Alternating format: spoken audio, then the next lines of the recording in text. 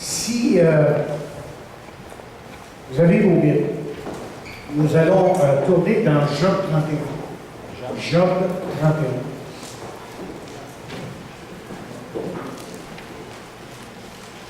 Et tout le chapitre sera à lire, mais on va se limiter ce matin à 6 versets.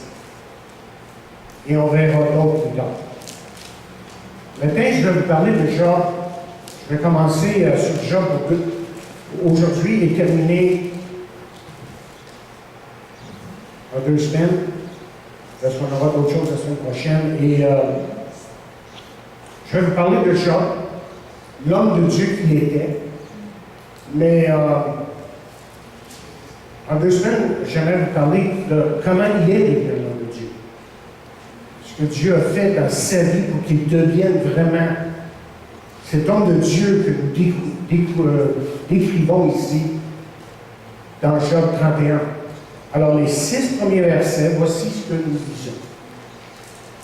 J'avais fait un pacte avec mes yeux, et je n'aurais pas arrêté mes regards sur le vierge.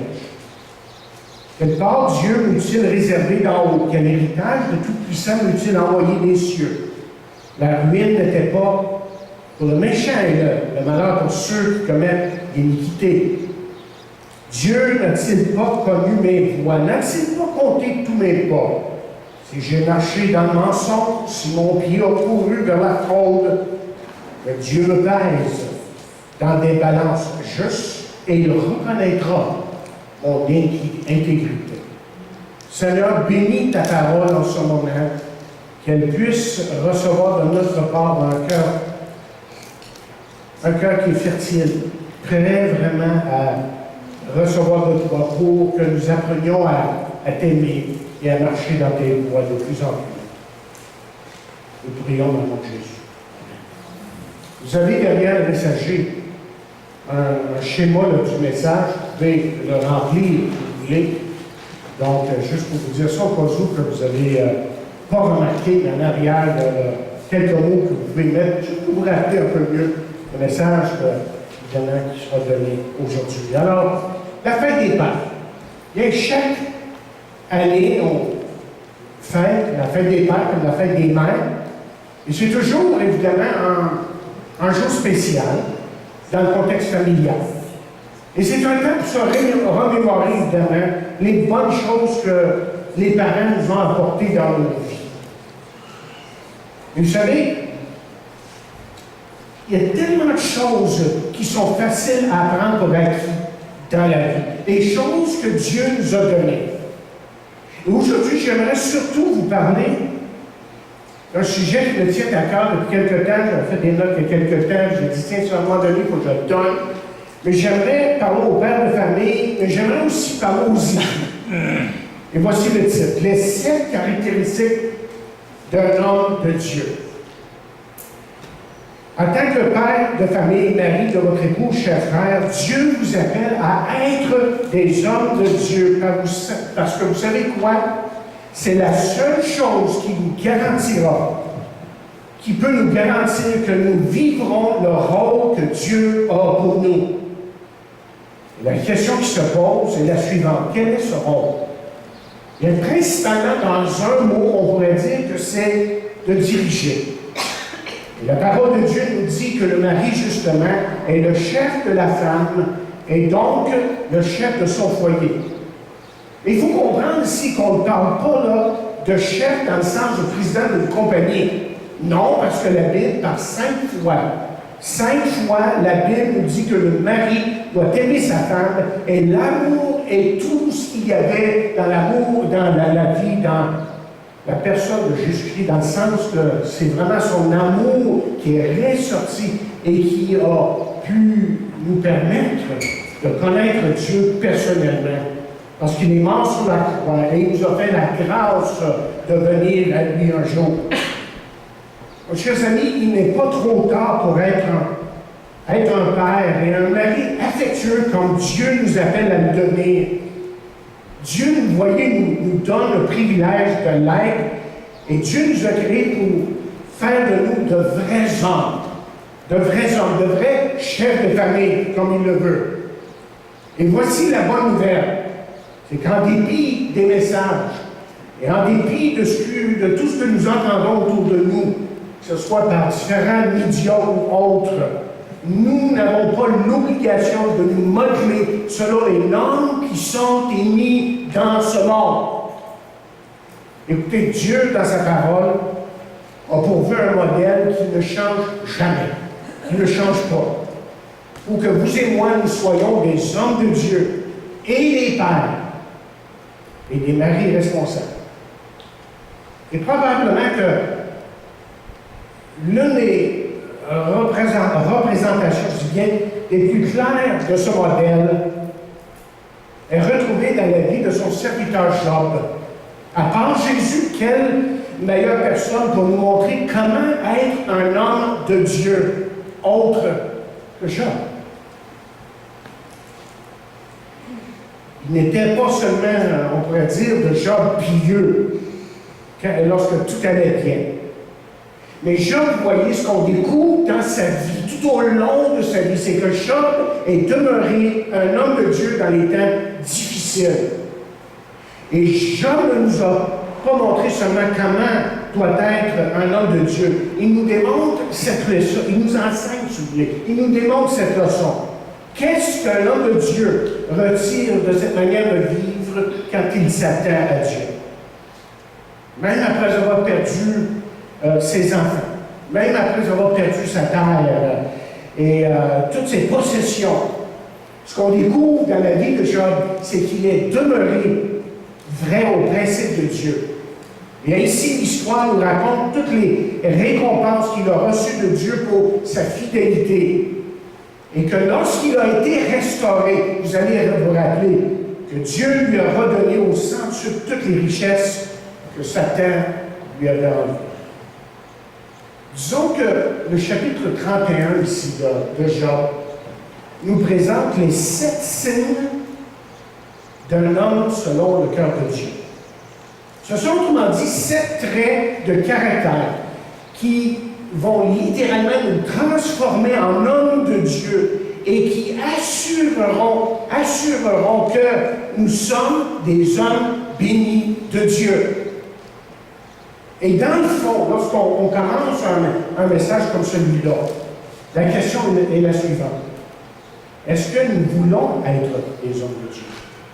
Est-ce que nous voulons vraiment être des hommes de Dieu? Alors, quelles sont les caractéristiques d'un homme de Dieu qui jadis était là dans la vie de Job, mais qui devrait être évidemment dans nos vies en tant qu'homme en 2017? Et la première chose c'est ceci. Regardez bien vos notes, vous pouvez remplir sur vous. Un homme de Dieu est spirituellement confiant. Un homme de Dieu est spirituellement confiant. Écoutez bien ce que Job dit au verset 24 jusqu'au verset 28. Il dit, ai-je placé ma confiance dans l'or? Ai-je dit à l'or fin, tu es mon assurance? Ai-je tiré ma joie de ma grande fortune et de ce que mes mains avaient beaucoup gagné? Quand j'ai contemplé le soleil dans toute sa splendeur, ou quand j'ai vu la lune avancer dans le ciel majestueusement, mon cœur s'est-il laissé séduire secrètement? Leur ai-je envoyé des baisers? Mais ainsi, j'aurais commis un crime passible de justice, car j'aurais été traître envers le Dieu du ciel. Qu'est-ce que le texte est en train d'essayer de nous dire ici? Bien, on va résumer évidemment nos pensées, mais je pense que ce que le texte est en train de nous dire, c'est qu'un homme de Dieu, un homme pieux, vous voyez, demeure toujours l'homme de Dieu. Ça ne change jamais. Il n'oublie jamais qui il est, de qui il est, et d'où lui vient, si vous voulez, le vouloir et le pouvoir pour sa quiétude, pour sa paix, pour la grâce qu'il a reçue. Un homme de Dieu, on pourrait dire, commence toute chose avec Dieu, soumet toute chose à Dieu et vérifie toute chose selon la parole de Dieu. Ça, c'est un homme de Dieu, chers amis. Et l'homme de Dieu témoigne franchement à sa famille. Il témoigne franchement à ses amis. Et sa façon de vivre pour ceux qui sont autour de lui est la suivante. Que Dieu et Dieu seul est son espérance. Que Dieu et Dieu seul est digne de son adoration. Ça, c'est un homme de Dieu. Chers amis, les soulèvements sociaux dans le mariage, les familles et la vie personnelle des gens est tout simplement le résultat de l'abandon de tout ce que Job, lui, lorsqu'on lit son histoire, vénérait là, en son Dieu. Autrement dit, aujourd'hui, il y a un abandon total de Dieu et des principes qui sont dans la parole de Dieu. Et ça, on appelle ça l'apostasie aussi. Vous voyez, le monde est plutôt attiré par les dieux qu'il s'invente pour se sentir évidemment accepté par la société qui poursuit, elle, les choses vaines et futiles dans lesquelles elle y confie toute son expérience. J'aimerais vous dire, frère, que votre travail peut répondre à vos besoins ainsi qu'à ceux des membres de votre famille. Mais j'aimerais aussi vous dire que seul Dieu peut satisfaire votre âme. Votre auto peut vous conduire d'une place à l'autre sur cette terre et même bien le faire. Mais seul Dieu peut vous prendre de la vallée de la mort et vous conduire au sommet de la montagne de l'espoir. Et votre argent peut vous permettre de faire beaucoup de choses, de vous vêtir par exemple. Mais seul Dieu peut vous vêtir, vous couvrir de la justice de Dieu. Et ça, c'est les vraies valeurs de la vie. En fin de compte. Et c'est pour ça que c'est grandement important pour nous en tant qu'hommes de réaliser que nous devons absolument nous tenir devant Dieu. Nous tenir debout, je devrais même dire, pour Dieu, de lui faire confiance et d'encourager ceux qui sont autour de nous là, à vraiment s'approcher de Dieu. Donc, vous voyez, la première chose, c'est qu'un homme de Dieu est spirituellement confiant et il dirige sa famille vers Dieu. Parce qu'il sait que c'est la bonne chose. Un homme de Dieu, qu'est-ce que ça peut être aussi? Et deuxièmement, un homme de Dieu est personnellement responsable. Là, je vais vous lire de la traduction Somone, les versets 33-34. Il dit, ai-je caché mes péchés comme Adam, afin d'enfouir mes fautes en moi-même, parce que j'avais peur de l'opinion des foules, ou bien par crainte du mépris des familles, suis-je resté muet, n'osant franchir ma porte? Qu'est-ce que Jean est en train de dire ici? Et puis, en étudiant cette semaine et en faisant ce message, j'ai découvert que c'était vraiment le dernier grand discours de Job.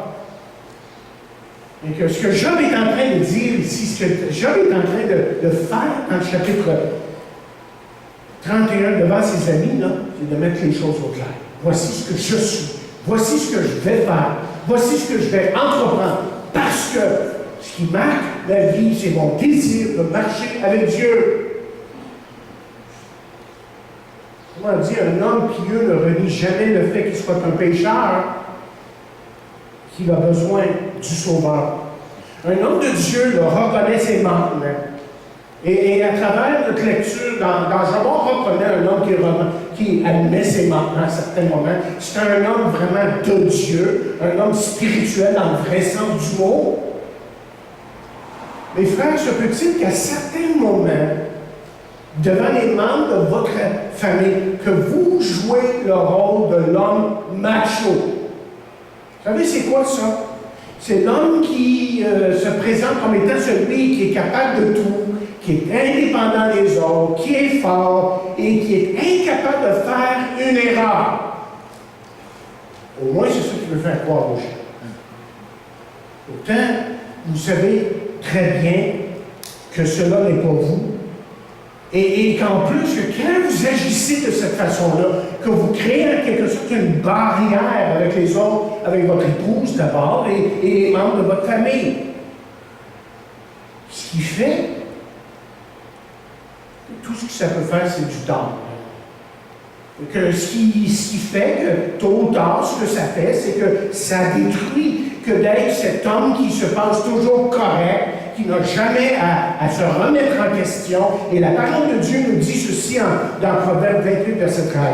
Celui qui cache ses transgressions ne prospère point, Mais celui qui les avoue, les délaisse, obtient miséricorde.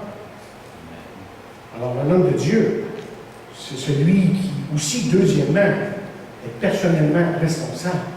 Il est, oui, confiant spirituellement, il prend ses responsabilités, il admet ses torts, et il va de l'avant pour la gloire de Dieu. Et troisièmement, un homme de Dieu garde son intégrité personnelle. Et c'est là qu'on lit, toujours dans Job 31, versets 5 à 8, les versets qu'on a lus. En partie, il dit, si j'ai marché dans le mensonge, si mon pied a couru vers la fraude, que Dieu me pèse dans mes balances justes, dans des balances justes, excusez-moi, et il reconnaîtra mon intégrité. Si mon pas s'est détourné du droit chemin, si mon cœur a suivi mes yeux, si quelque souillure s'est attachée à mes mains, que je sème et qu'un autre moissonne, et que mes rejetons soient déracinés. Autrement dit, ce que je pense que Job est en train de dire ici, sous l'inspiration du Saint-Esprit de Dieu qui est en lui et qui l'inspire pour ses paroles, c'est qu'un homme pieux reconnaît la valeur immense de son intégrité personnelle devant Dieu, devant sa famille, devant sa femme et sa copine. Il reconnaît la valeur de son intégrité personnelle. Il n'oublie jamais la valeur de ses paroles qu'il prononce. Il n'oublie jamais, mais jamais la valeur des paroles qu'il prononce et les promesses qu'il a fait à d'autres. C'est-à-dire que c'est un homme qui ne se contentera jamais de demi-vérité, n'eut jamais de mensonge, qu'on pourrait dire même comprendre. La majorité accepte ou rejette ces principes bibliques par lesquels lui a décidé de vivre. Lui, là, cet homme de Dieu que j'essaie de vous décrire ce matin, ne permettra jamais que l'opinion publique façonne ses valeurs, façonne ses vertus. Oh, que nos enfants ont besoin de voir, n'est-ce pas, de tels hommes. Oh, que nos épouses ont beaucoup de plaisir, et je sais que j'en rencontre régulièrement, lorsqu'elles trouvent en leur mari un homme de Dieu qui est intègre et qui marche réellement avec Dieu, ça leur fait tellement plaisir. Et l'opposé aussi est vrai, malheureusement. Et surtout qu'on vit, n'est-ce pas, dans une culture qui enseigne de plus en plus que l'intégrité personnelle, c'est quelque chose qui est plus ou moins important. Comme ça, on veut. Donc, un homme de Dieu garde son intégrité personnelle. Mais quatrièmement, un homme de Dieu est moralement pur. Il est moralement pur. On veut ici là, vraiment décrire un homme de Dieu à fond. Je pense que ce que j'ai trouvé de merveilleux dans Job 31, c'est qu'il décrit ce que doit être un homme de Dieu. Et lorsqu'on est à cette image-là, que la parole de Dieu nous donne, Dieu peut vraiment se glorifier dans nous. Regardez à nouveau, verset 1, Job 31 dit « J'avais fait un pacte avec mes yeux et je n'aurais pas arrêté mes regards sur une vierge. » Au verset 9, allons tout de suite là. Il dit, si mon cœur a été séduit par une femme, et si j'ai fait le guet à la porte de mon prochain, que ma femme tourne la meule pour un autre et que d'autres la déshonorent. C'est un crime, un forfait que punissent les juges, et c'est un feu qui dévore jusqu'à la ruine et qui aurait détruit toute la richesse. Qu'est-ce qu'on peut dire ici? Face à ces paroles, comment est-ce qu'on peut actualiser là, les paroles que Job est en train de nous dire ici, là, pour nous en 2017? Peut-être qu'on pourrait dire comme suit. J'ai pensé à dire comme suit. J'ai pensé à dire qu'un homme pieux réserve sa sexualité pour l'alliance du mariage sanctifié par Dieu et seulement dans le cadre du mariage. L'homme pieux doit détourner ses yeux du monde et de cette attitude qu'on a dans le monde que de se gratifier soi-même. Et l'homme de Dieu les garde fixés sur celui qui donne le cadeau de l'intimité afin que nous soyons un avec celle que Dieu nous a donnée. Ça, c'est le plan de Dieu, le mariage. Mais aussi cet homme de Dieu-là, quand on parle de ces choses-là, de sexualité ou autre, c'est que cet homme de Dieu-là est un modèle à suivre pour ses fils. Parce que s'il est vraiment un homme de Dieu, comme il devrait l'être, bien, il est l'exemple d'un homme qui est puissant, mais pur, actif et vertueux. Ce qui fait que l'homme de Dieu et ses fils peuvent justement aider à calmer les ardeurs d'une société divisée par des hommes qui rejettent de plus en plus leur bonne conscience et s'abandonnent à tous les désirs ardents de la sensualité qui mène à toutes sortes de dépravation et ajoutons de destruction. Ça détruit des foyers, des couples, ça détruit des églises, ça détruit ce qui est plus précieux dans nos vies lorsqu'on se laisse aller dans ce domaine. Un homme de Dieu, c'est celui qui est moralement pur. Mais cinquièmement, un homme de Dieu discipline son émotivité. Et ça, c'est un point extrêmement important. Extrêmement important. Parce que de là découlent toutes sortes de problèmes. Les émotions. Vous savez, c'est quoi les émotions? C'est ce qu'on ressent. C'est ce qu'on vit jour après jour, moment après moment, toutes sortes d'émotions. Et Job nous dit dans le chapitre 31, encore une fois, verset 29, c'est ce qu'il dit. Il dit, ai-je trouvé plaisir à voir mon ennemi plonger dans l'infortune? Là, je lis dans Sommel. Ai-je sauté de joie lorsque le malheur l'atteignait? Moi qui n'aurais jamais autorisé ma langue à commettre une faute en demandant sa mort par des imprécations. Comment dit là? Un homme de Dieu. Un homme pieux. Je vais parler de lui comme ça. Hein? Vous savez, c'est quoi un homme pieux? Un homme qui est humble, qui a cette habitude de venir à Dieu, de dépendre de Dieu. Il sait qu'il ne peut pas vivre pour Dieu sans Dieu. Je peux répéter ça. Il sait qu'il ne peut pas vivre pour Dieu sans Dieu. Et un homme pieux contrôle ses émotions destructives qui peuvent, lui, le détruire. Lui-même, là. Pas juste les autres, mais lui le détruire. Si elles ne sont pas contrôlées, elles peuvent détruire beaucoup d'autres choses, évidemment.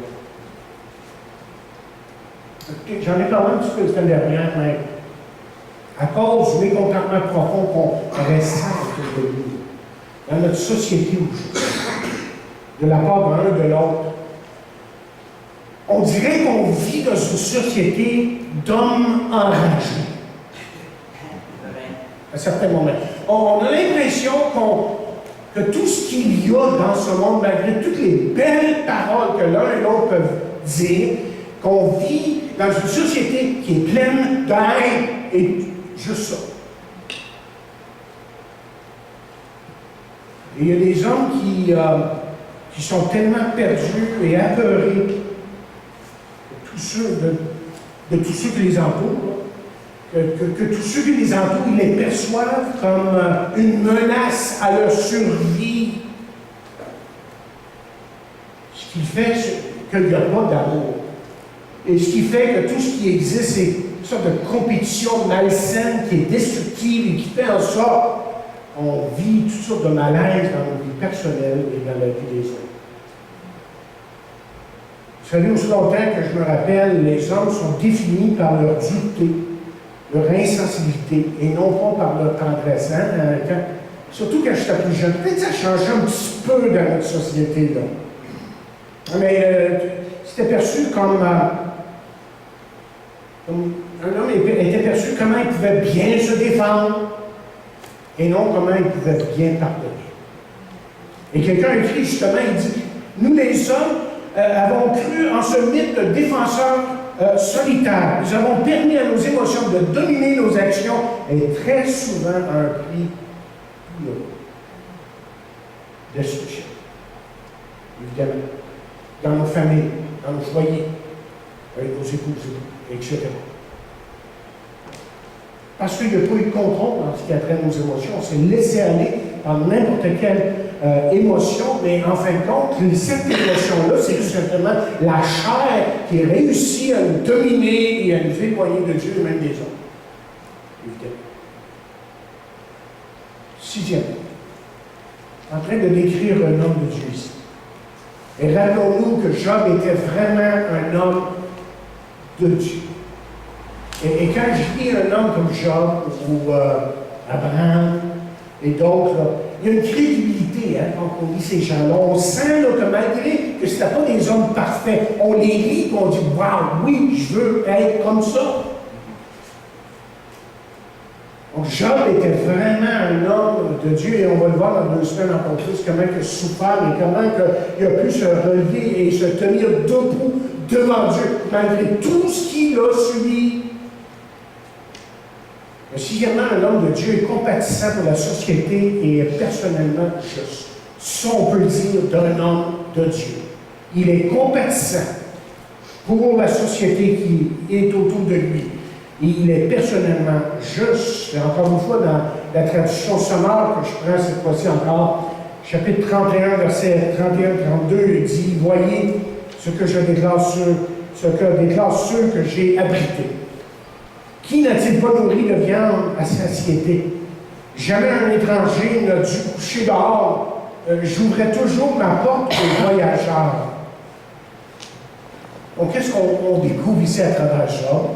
Qu'est-ce qu'on est en train de lire? Ici, on est en train de lire qu'un homme de Dieu a le cœur tendre, qu'un homme de Dieu a une passion pour la justice de son Dieu et de son Sauveur, Jésus-Christ.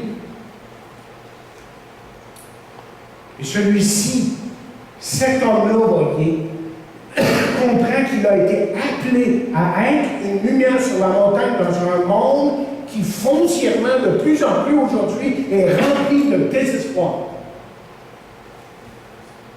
Et pour lui, là, cet homme de Dieu que j'essaie de vous décrire ce matin, lui a un grand désir de faire plaisir à son Sauveur, à son Dieu. Et quand il entend les cris de ceux qui souffrent, il va les visiter. Lorsqu'il ressent leur faim, il va les nourrir. Lorsqu'il voit leur nudité, il va les habiller.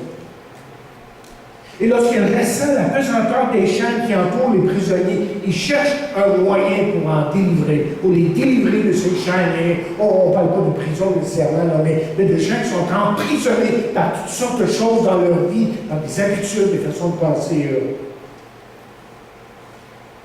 Et en plus, cet homme de Dieu-là est honnête à son travail. Il donne 100%.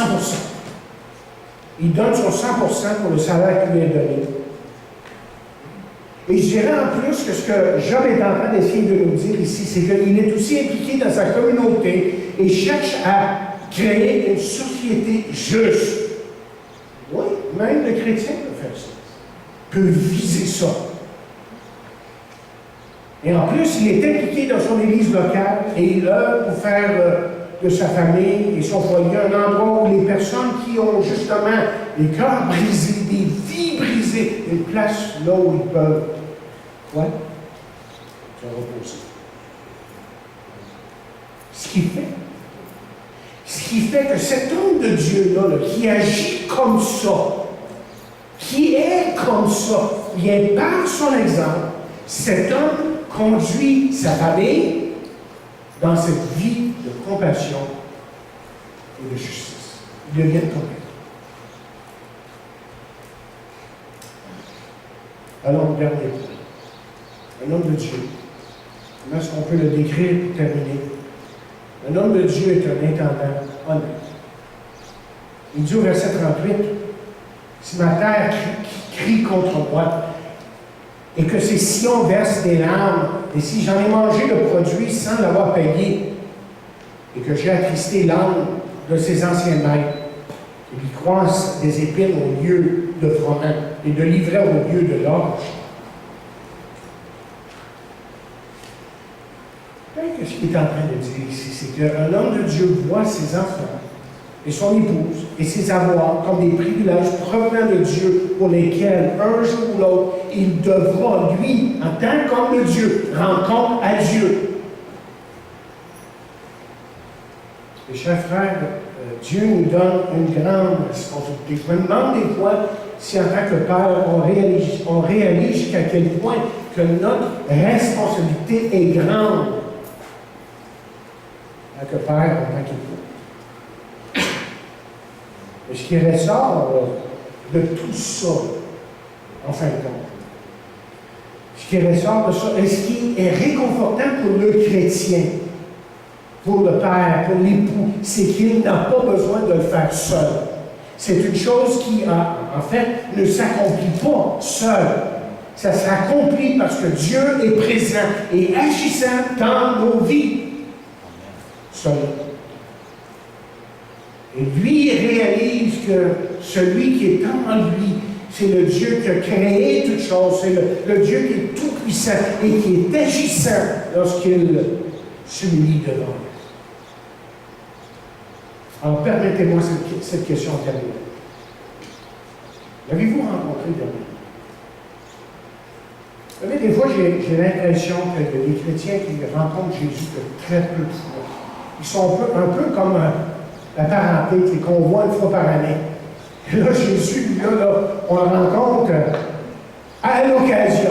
Mais il est loin, il reste loin. Je vous dis, il n'est pas tellement présent. Alors, je vous demande est-ce qu'il est présent, là, pour vous. Vous devez le rencontrer parce que vous voyez, je suis sûr que dans le fond de vous-même, vous voulez bien être un homme de Dieu. On le souhaite tous. On voudrait bien. Il n'y a pas personne qui ne voudrait pas être cet homme-là qui nous est décrit ici. Alors, repassons. Un homme de Dieu, c'est spirituellement confiant, est personnellement responsable, garde son intégrité personnelle. Quatrièmement, moralement pur, discipline, cinquièmement, son émotivité, est compatissant pour la société et personnellement juste. Et septièmement, il est un intendant juste. Je vais venir avec un petit récit. Un récit que Charles Stanley a raconté. Dans sa vie personnelle. Il racontait comment un jour, son fils est venu près de lui et lui a dit, Papa, il dit, tu sais, tu as toujours été un bon père de famille. Tu as toujours été là. Tu as été tout ce qu'on avait besoin, là. Mais pourtant, tu n'as pas eu de père. Parce que son père, apparemment, Charles Stanley, est mort très jeune. Lorsque lui était très jeune. Un bébé, d'après ce que je peux comprendre. Et Andrew, son fils, ou Andrew, lui dit, tu sais, je suis étonné de voir comment tu as pu être un bon père de famille pour nous. Et il dit, comment est-ce que tu l'as fait? Bien, il dit, c'est pas tellement compliqué. C'est que j'ai regardé dans la parole à mon Père Céleste. J'ai vu comment il était et j'ai voulu être comme lui. C'est aussi simple que ça. Alors, soyons de bons pères de famille, de bons époux, mais soyons comme lui est aujourd'hui envers nous. Que Dieu nous garde, nous aide à marcher dans ses voies.